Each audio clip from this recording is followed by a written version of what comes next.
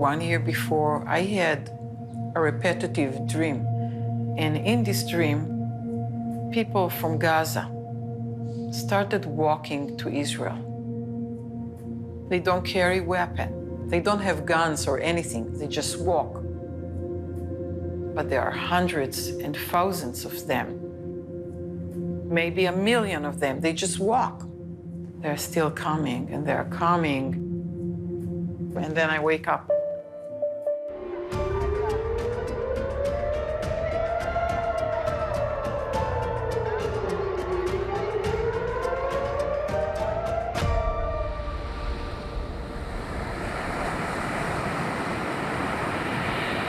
We woke up Saturday, October 7, very early in the morning, my wife and I, and we went to swim in the sea. Regular Shabbat morning. عادي صحينا من النوم زي أي يوم تاني بدنا نروح على المدرسة.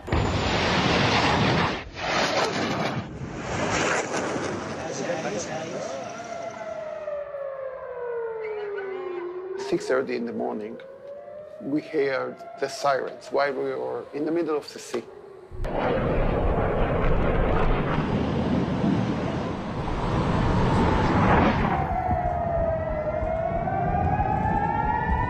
Explosion rockets.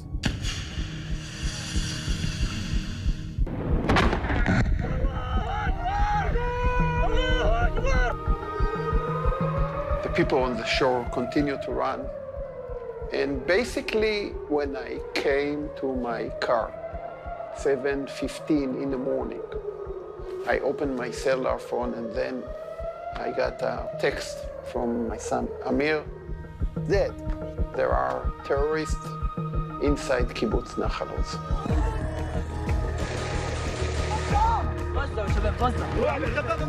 I served 35 years in the military. Something in my heart basically told me, Noam, you have to go there. I called my sister who lived in Shujaiya neighborhood, which is the eastern part of Gaza Strip. It's near the Israeli borders. She told me, Haneen, I saw hostages. I told her, are you serious? The town of Shejahia in Gaza is just yards from Nahal Oz, where Noam and Gali's son, Amir, was living with his family. My son is in danger. You see a message that no parent ever wants to see. There are terrorists outside my door. What do you do next? We drive home fast. I see Noam is taking his gun, his pistol. And I say, Noam, if you take your pistol, you'll need your both hands. I'll drive for you. And we go as fast as we can. We are almost the only vehicle on the road. We get another text message says there are terrorists in our neighborhood. So it's getting worse. It's only minutes into the attack. But in Gaza, veteran ABC News producer Sami Ziara can predict what's coming. I believe that's going to be war for 100%. No doubt about that. We saw a police car blocking the whole road and a white pickup. Yo!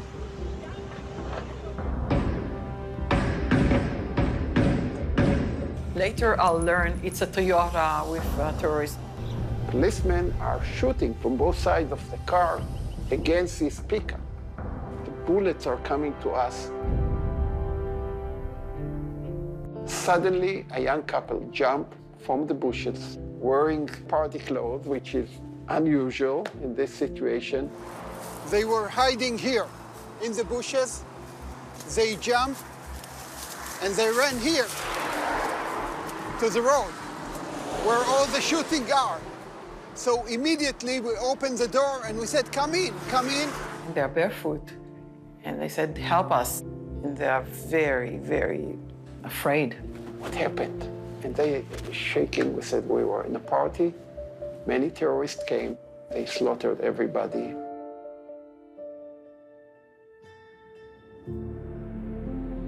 The party was the Nova Festival. One of my cousins from my dad's side, he's actually one of the producers of the Nova Festival. 7 of us from my family decided to go to the Nova Festival. I was gonna bring my son, Raphael. My mom said, you know what, just leave him with us, it's already late. We ended up leaving him, thank God.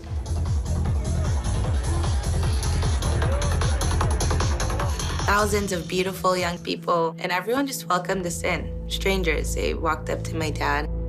That was just my dad. He was like a magnet to everyone, male, female, children, older people, like everyone loved him.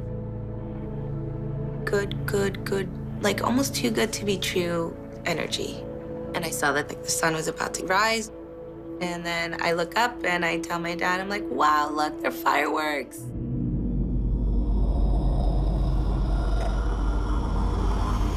And then my husband and my dad both look at me and they're pale as pale can be. And then like I understood that they weren't fireworks.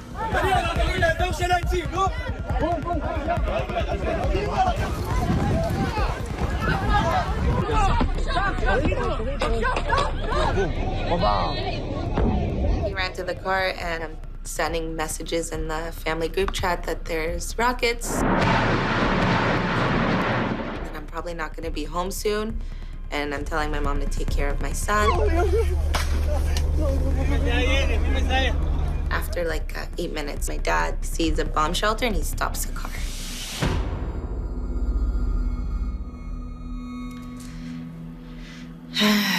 And I was really upset.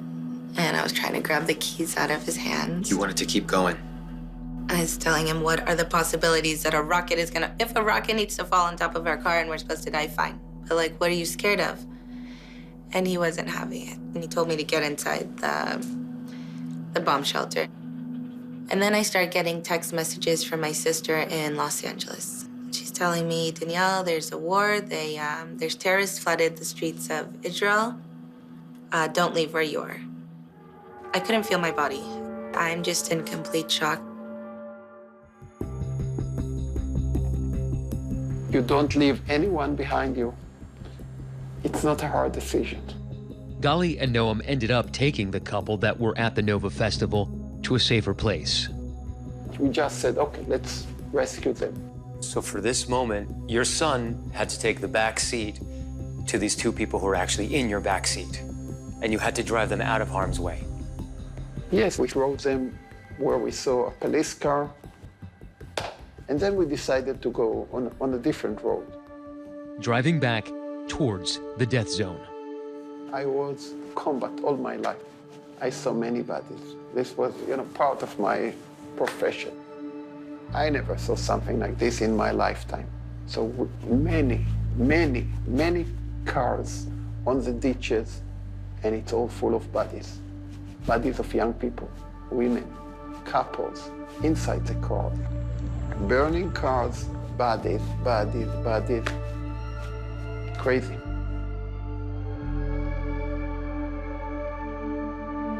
And then, suddenly my dream. 3 armored vehicles full of Yamam, the best anti-terror team in Israel Israel. SWAT team. Yeah, coming to the junction. So I coming to them and I said, please, take me to Kibbutz Nahal Oz. There are terrorists in my son's house. The commander hesitated. And then one brave guy by the name of Avi, he said, I know Noam from the military. I'm going to help you. But your wife needs to stay here. So we left Gali alone in the shelter. While the shelter provided temporary safety for Gali, for Danielle, it was the beginning of a nightmare. Thank God for this shelter, and then also what a death trap. My dad walks in, he takes me and my husband literally by my shoulder, like pulls me into the shelter. At this point, all I'm saying is my son's name and that I want to go home. He said, you want to go home? You want to see Raphael? Terrorists will come in here, they're going to shoot everyone in front. They're not going to shoot to the left. Don't move from this corner. So we're all standing like sardines. And then I hear my dad calling all the men in the shelter to come to the front. I left my body. I'm not really sure what happened. You hear the shootings from outside. You hear them getting closer and closer and closer. Like 1,000,000 bullets. They threw in 2 grenades. And my dad jumped on one. And then they came in and they just shot everyone. They shot me in my leg. And I'm telling my husband I'm shot. I'm calling my dad, telling him, Abba, I'm shot. My husband started taking more bodies on top of me so that even if they throw more grenades or anything else, like a shield. I begged him to go to my dad. He crawled over people. He made it to my dad. He shook his head to me. And then it was like a waiting game. 1,000,000 bullets, more grenades. You just feel like in the movies, an explosion and everyone flies back. Except you don't fly back. You're just there. How many grenades did they throw into that shelter? 9. And I'm the only one in the middle, alive. Everyone around me, on top of me, below me, in front and back of me is dead. They put a tire in the hallway of this bomb shelter and they lit it on flames so that we would choke. What are you thinking? Are you thinking maybe the whole country is overrun? Yeah, to the point where I'm praying that if my son and my mom and my sisters are going to die, that it's just quick. In the last hour inside the shelter, I was talking to my son and I said, come get me out of here. Come get your dad out of here. Your name is Rafael, angel of recovery. You're gonna come here. You're gonna get us out of here.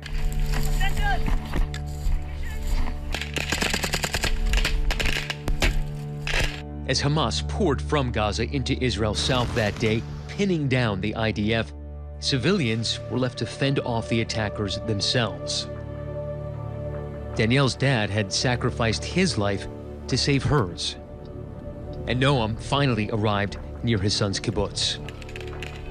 Kibbutz Nahal Oz was attacked by 3 waves. More than 500 people from Gaza entered the kibbutz.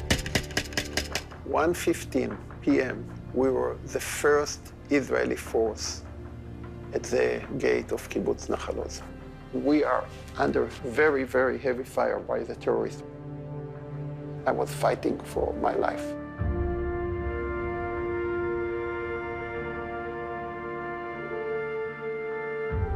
Around 4:15, I saw my son's house.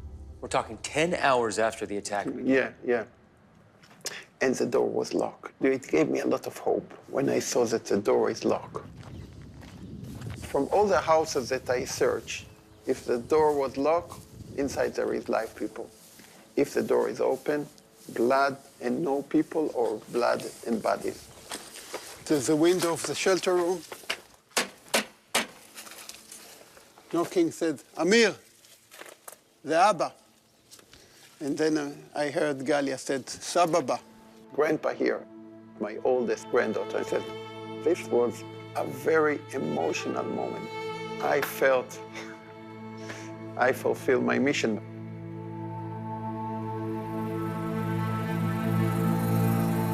Everyone says I'm like my dad, so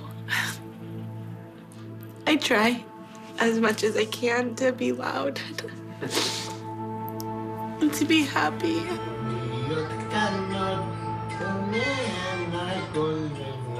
I promised Rafael that if he saved us, that I would continue to be me, so on good days. There were moments, I think, if they're not alive, I don't think there is any point to my life. And we're the lucky ones. Gali and Noam rescued their son Amir and his family. Danielle and her husband made it back to see their baby. But so many were not as lucky. Around 1,200 Israelis died on October 7th. It was the largest massacre of Jews since the Holocaust.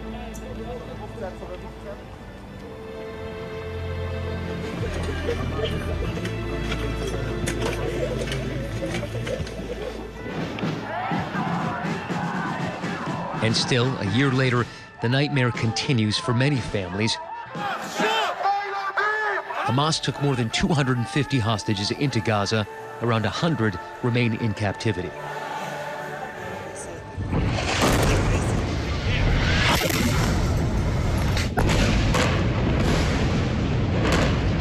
Hamas's reign of terror on October 7th would lead Israel into its longest war, where Palestinians in Gaza are left to pay the ultimate price.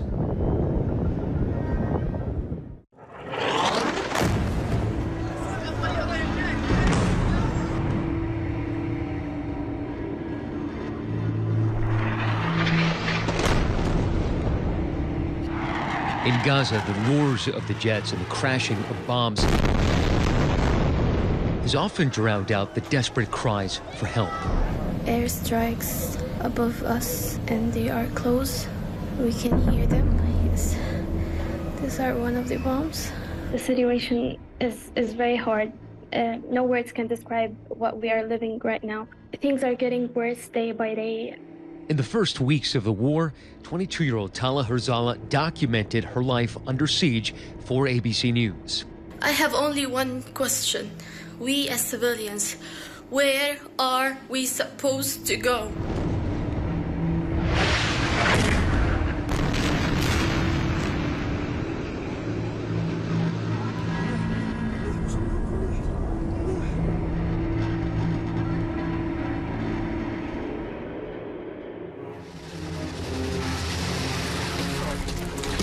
Tala's fight for survival began when Hamas terrorists brutally murdered 1,200 Israelis and kidnapped hundreds more on October 7th.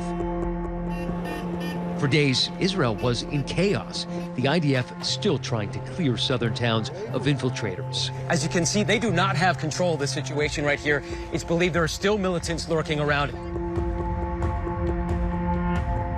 Over the next year, the IDF pulverizing Gaza, while Hamas operated underneath civilian areas in its tunnels. The result was that roughly 2 million Gazans were displaced. These are our bags that we packed.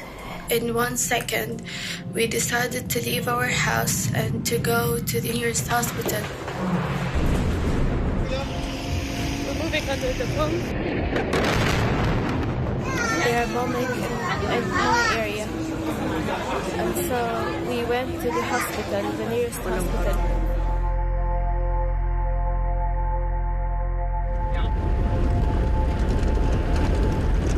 We saw firsthand why Tala and about 2 million others had to evacuate. This is where displaced people have been trying to get from North Gaza to the southern part of Gaza. You can see buses crossing it right now, and in the distance you can see a recent Israeli, what appears to be an airstrike over there, that column of smoke. Pretty much all the roads around us are obliterated, and many of the houses are too. And most recently, we were in Rafah. We've not actually been able to see a building that is not completely destroyed.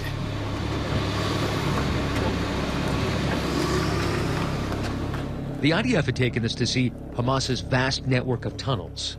The IDF says that it was built right under a mosque, and it went all the way to the Egyptian side, but at some point they say Hamas itself destroyed this tunnel.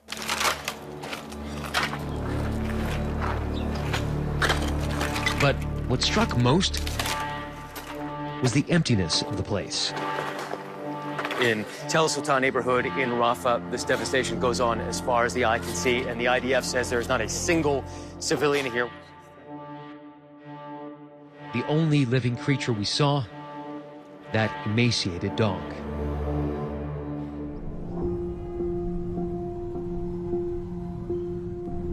The IDF has ordered civilians to flee to what it calls safer zones or humanitarian enclaves. But for so many, they weren't safe.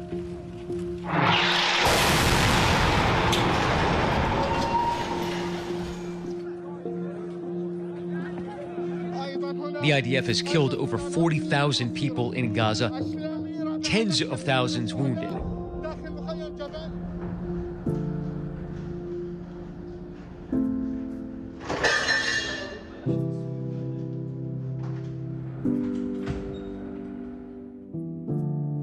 كله مذكراه. Leon was badly wounded during a strike at a refugee camp where she and her family had sought shelter. أنا عادي كنت ماشية في المدرسة، فكنت بدي أدخل الخيمة عادي، بدي أدخل الخيمة. فجأة ما كان في أي إنذار أو ما حكوا للمدرسة أصلاً إذا في إشي أو لا. فجأة وأنا واقفة على الباب الخيمة صار انفجار كبير لدرجة إن وقعت في الأرض، ما حسيت إلا حالي في الأرض وغرقانة في الدم. صراحة صحيت خفت كتير وحسيت قلبي وقف من كتر الخوف، قشعرت من حالي كل دم وبركة تحتية كلها دم. فكان بابا قدامي أول ما شافني هيك جرى علي وقاعد يقول لي إيش يا ليان صاحي؟ قلت له يا بابا أنا كويس فيش فيها حاجة. كان الكل قاعد بعيط وبصوت يعني عشان أنا كنت متصابة. ليان طفلة من قطاع غزة. That's her father by her side in the hospital. مرقت المستشفى صحيت على مجموعة دكاترة حواليا وكل كانيولات ودم.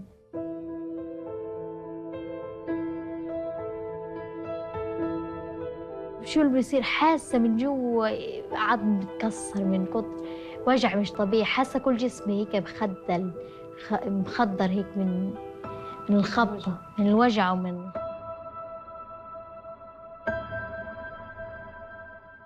It took weeks for Leon and her mother to eventually make it out of Gaza to Egypt. They'd hoped doctors in Cairo could save her leg. They couldn't. لقيتها هذا رجل هذا والتانية فيها صدمة من قوة الخبطة اللي صارت فيها صدمة عصبية.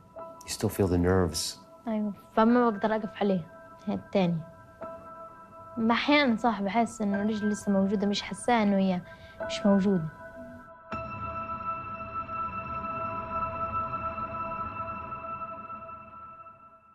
I want to feel sad, but there's no time for feeling depressed or feeling sad because your friends and your family are stuck there. Haneen is a Gaza-based journalist who made it out of Gaza for Cairo. The war has been especially deadly for journalists in Gaza. At least 128 have been killed, according to the Committee to Protect Journalists. Everything is gone. You have to get out. Before Haneen and her family made it to Egypt, she joined the Rivers of Humanity heading southward inside Gaza, with one last look back at her childhood home. I was just stand in front of my home and the last view. What should I have in my backpack? Putting on that backpack, saying goodbye to the house, not knowing how long it'll be. Do you think about that moment often? Unfortunately, yes. Haneen says she also lost 30 members of her family since the war started, including a loss that broke her. Her baby niece, Sabrina, had been killed. I really loved her. This girl was full of joy and happiness, and everyone loved her. I just want to remember her with her beautiful smile, and I don't want to just feel that she passed away.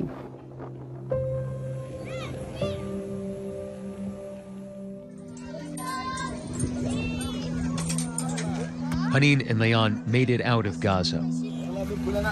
And under immense security concerns, our team in Gaza was able to see what's left of Tala's life after a year of war. You are deprived from everything, from quiet moments, from privacy. Like many in Gaza, Tala's home was destroyed.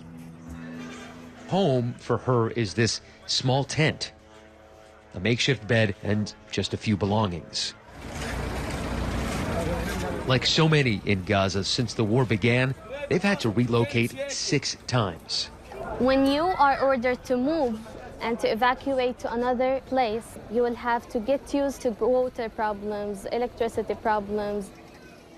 Searching for water is a burden on all Gazans. Loss comes in all forms in this war. I lost 7 cousins with their families. I can't find pure happiness. Every happiness is mixed with something sad. I can remember when one of our relatives decided to get married in the war. I was looking at the bride and the groom, like finally something good is happening. Finally, I can see happy moments in my life. But the groom had a brother killed, and when they had this happy event, he remembered his brother. And so he started crying, and everyone started crying after him. Life is something unbearable.